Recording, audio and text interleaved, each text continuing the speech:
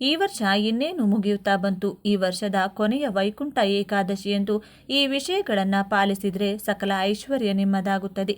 ಕೈಯಲ್ಲಿ ಹಿಡಿದ ಎಲ್ಲ ಕೆಲಸಗಳು ಯಶಸ್ಸಾಗಲಿದ್ದು ಬಹುದಿನಗಳಿಂದ ಮನಸ್ಸಲ್ಲಿಟ್ಟುಕೊಂಡ ಕೆಲಸವು ವೃದ್ಧಿಸುತ್ತದೆ. ವೈಕುಂಠ ಏಕಾದಶಿಯಂದು ಈ ನಿಯಮಗಳನ್ನು ಪಾಲಿಸುವುದು ಗಂಡ ಹೆಂಡತಿ ತಪ್ಪದೆ ವಿಡಿಯೋವನ್ನು ಕೊನೆವರೆಗೂ ನೋಡಿ. ವೈಕುಂಠ ಏಕಾದಶಿಯಂದು ಈ ಕೆಲಸ ಮಾಡಿದರೆ ಸಕಲ ಸಂಪತ್ತು ನಿಮ್ಮದಾಗಲಿದೆ. ಈ ಒಂದು ಚಿಕ್ಕ ಕೆಲಸ ಮಾಡಿದರೆ 2026ರಲ್ಲಿ ನಿಮಗೆ ಅದೃಷ್ಟವೋ ಅದೃಷ್ಟ. ಇಡೀ ವರ್ಷವೂ ಸುಖ ಸಂಪತ್ತು ಅಷ್ಟೈಶ್ವರ್ಯ ಹಾಗೂ ಸಾಲದಿಂದ ಮುಕ್ತಿ, ಎಲ್ಲ ಕೆಲಸಗಳು ಯಶಸ್ಸಾಗಲಿವೆ. ನೀವು ಕೂಡ ವೈಕುಂಠ ಏಕಾದಶಿಯನ್ನು ಪಾಲಿಸುವವರಾಗಿದ್ದರೆ ತಪ್ಪದೆ, ಹಾಗೆ ನೀವು ಕೂಡ ದೇವರನ್ನು ನಂಬುವುದಾದರೆ ತಪ್ಪದೆ ವಿಡಿಯೋವನ್ನು ಲೈಕ್ ಮಾಡಿ, ಹಾಗೆ ಓಂ ವೆಂಕಟೇಶ್ವರ ಸ್ವಾಮಿ ಎಂದು ಕಮೆಂಟ್ ಮಾಡಿ. ಹಾಗೂ ವೈಕುಂಠ ಏಕಾದಶಿಯ ದಿನದಂದು ಪಾಲಿಸುವ ನಿಯಮಗಳು ಹಾಗೂ ಏಕಾದಶಿ ಆರಂಭ ಸಮಯ ಮತ್ತು ಮುಕ್ತಾಯದ ಸಮಯ ತಿಳಿದುಕೊಳ್ಳಲು ಈ ವಿಡಿಯೋವನ್ನು ತಪ್ಪದೆ ಕೊನೆವರೆಗೂ ನೋಡಿ. ವರ್ಷದ ಕೊನೆಯ ಹಾಗೂ ಮಹತ್ವದ ಆಚರಣೆಯಾದ ವೈಕುಂಠ ಏಕಾದಶಿಯನ್ನು ಡಿಸೆಂಬರ್ 30ರಂದು ಆಚರಿಸಲಾಗುತ್ತದೆ. ಜ್ಯೋತಿಷ್ಯ ಶಾಸ್ತ್ರದ ಪ್ರಕಾರ ವೈಕುಂಠ ಏಕಾದಶಿ ಸೋಮವಾರ ಬೆಳಗಿನ ಜಾವ 3:29ರಿಂದ ಆರಂಭವಾಗಿ ಮಂಗಳವಾರ ಮಧ್ಯರಾತ್ರಿ 1:17ರವರೆಗೆ ಇರಲಿದೆ. ಈ ದಿನ ಏನೆಲ್ಲ ಮಾಡಬೇಕು ಎಂಬ ಸಂಪೂರ್ಣ ಮಾಹಿತಿಯನ್ನು ನೋಡೋಣ ಬನ್ನಿ. ವೈಕುಂಠ ಏಕಾದಶಿ ಈ ದಿನ ಉಪವಾಸ ಮಾಡಲು ಕಾರಣ, ಲಾಭಗಳೇನು?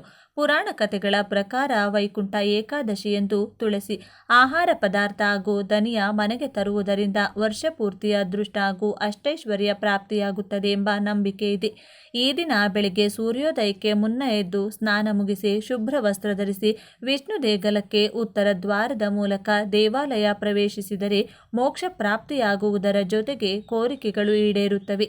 ಈ ಏಕಾದಶಿಯನ್ನು ಶ್ರದ್ಧೆಯಿಂದ ಆಚರಣೆ ಮಾಡಿದರೆ ವರ್ಷದಲ್ಲಿ ಬರುವ 24 ಏಕಾದಶಿಗಳ ಆಚರಣೆಯ ಫಲ ಲಭಿಸಲಿದೆ ಎಂದು ಪುರಾಣ ಗ್ರಂಥಗಳಲ್ಲಿ ಹೇಳಲಾಗಿದೆ. ಈ ದಿನ ಅಂಗಡಿಯಿಂದ ಒಂದು ಹೊಸ ಸೀರೆಯನ್ನು ಮನೆಗೆ ತನ್ನಿ. ಮನೆಯಲ್ಲಿ ತುಳಸಿ ಪೂಜೆ ಮಾಡಿ ತುಳಸಿಗೆ ಬಾಗಿನ ಅರ್ಪಿಸಿ. ಇದರಿಂದ ವಿಷ್ಣು ಹಾಗೂ ಲಕ್ಷ್ಮಿಯ ಕೃಪೆಗೆ ಪಾತ್ರರಾಗುತ್ತೀರಿ. ದೇವರ ಮುಂದೆ 11, 21 ಅಥವಾ 51 ದೀಪಗಳನ್ನು ಹಚ್ಚುವುದರಿಂದ ನಿರುದ್ಯೋಗ ಸಮಸ್ಯೆ ದೂರವಾಗುತ್ತದೆ. ಮನೆಯಲ್ಲಿನ ಆರ್ಥಿಕ ಸಮಸ್ಯೆಗಳು ದೂರವಾಗಿ ಅದೃಷ್ಟ ಲಭಿಸಲಿದೆ.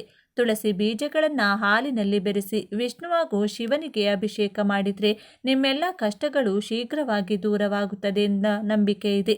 ವಿಷ್ಣುವಿಗೆ ಪಚ್ಚ ಕರ್ಪೂರ ಪ್ರಿಯವಾದ ವಸ್ತು.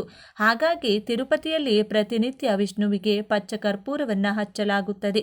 ಏಕಾದಶಿ ದಿನ ಪಚ್ಚ ಕರ್ಪೂರದ ಆರತಿ ಬೆಳಗಿಸುವುದರಿಂದ ಮನೆಯ ವಾತಾವರಣ ಶುದ್ಧಿಯಾಗುವುದರ ಜೊತೆಗೆ ವಿಷ್ಣುವಿನ ಆಶೀರ್ವಾದವು ಲಭಿಸಲಿದೆ. ವಿಷ್ಣು ದೇವಸ್ಥಾನಕ್ಕೆ ಹೋಗುವಾಗ 1-2 ಏಲಕ್ಕಿ ಹಾಗೂ ನಾಣ್ಯಗಳನ್ನು ತೆಗೆದುಕೊಂಡು ಹೋಗಿ. ಏಲಕ್ಕಿ ಮತ್ತು ನಾಣ್ಯ ಎರಡನ್ನೂ ದೇವರ ಹುಂಡಿಗೆ ಹಾಕುವುದು ಶುಭಕರ. ವೈಕುಂಠ ಏಕಾದಶಿಯಂದು ಹಳದಿ ಬಣ್ಣದ ಕವಡೆಯನ್ನು ಮನೆಗೆ ತರುವುದರಿಂದ ಲಕ್ಷ್ಮೀ ದೇವಿಯನ್ನು ಕರೆತಂದಂತೆ ಎಂದು ನಂಬಲಾಗಿದೆ. ಈ ಕವಡೆಗಳನ್ನು ಹಾಲಿನಿಂದ ಶುದ್ಧ ಮಾಡಿ ಬೀರು ಅಥವಾ ದೇವರ ಕೋಣೆಯಲ್ಲಿ ಇಡುವುದರಿಂದ ಲಕ್ಷ್ಮಿ ಶಾಶ್ವತವಾಗಿ ನೆಲೆಸುತ್ತಾಳೆ ಎಂಬ ನಂಬಿಕೆ ಇದೆ.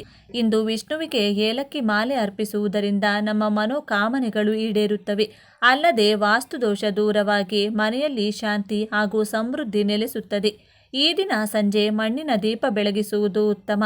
ಇದು ಕಪ್ಪು ಬಣ್ಣದ ಬಟ್ಟೆಗಳನ್ನು ಧರಿಸಬಾರದು. ಗಂಡ ಹೆಂಡತಿ ಬ್ರಹ್ಮಚರ್ಯ ಪಾಲನೆ ಮಾಡುವುದು ಒಳ್ಳೆಯದು. ನೀರಿಗೆ ಪಚ್ಚ ಕರ್ಪೂರ ಸೇರಿಸಿ ಮನೆಯನ್ನು ಸ್ವಚ್ಛಗೊಳಿಸುವುದರಿಂದ ಮನೆಯಲ್ಲಿ ಧನಾತ್ಮಕ ಶಕ್ತಿ ವೃದ್ಧಿಯಾಗುತ್ತದೆ. ವೈಕುಂಠ ಏಕಾದಶಿಯ ದಿನ ಭಗವದ್ಗೀತೆಯ ಪಾರಾಯಣ ಅಥವಾ ವಿಷ್ಣು ಸಹಸ್ರನಾಮ ಪಾರಾಯಣ ಮಾಡುವುದು ಪುಣ್ಯದ ಕೆಲಸ. ಒಂದು ವೇಳೆ ವಿಷ್ಣು ಸಹಸ್ರನಾಮವನ್ನು ಓದಲು ಸಾಧ್ಯವಾಗದೇ ಇರುವವರು ಈ ಪುಸ್ತಕವನ್ನು ಮುಟ್ಟಿ ನಮಸ್ಕರಿಸಿದರೆ ಸಾಕು. ನಮ್ಮೆಲ್ಲ ಪೂರ್ವ ಜನ್ಮದ ಕರ್ಮಗಳು ಕಳೆಯುತ್ತವೆಂದು ಹೇಳಲಾಗುತ್ತದೆ.